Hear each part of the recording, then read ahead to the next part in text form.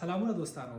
دا د موږ د آلمان زندگی ده چې خلک کینی وای شترس نسته ده. دومره شترس ته پکې تاسې وګورئ چې د یو میاشت لپاره ورلوب ته لاړ سئ چکر لپاره، نو دا پوسټونه دي.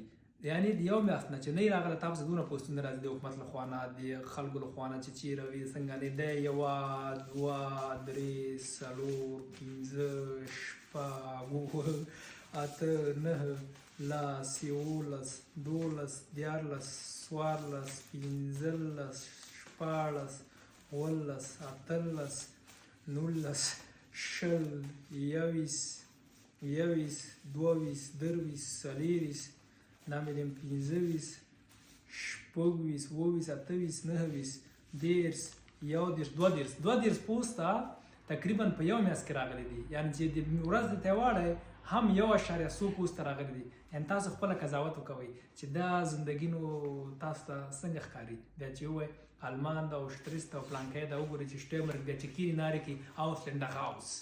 نه ausländer چې دي دومره شټې ورکړي دومره پوسټونه بیخي ولاکه جې اوسي.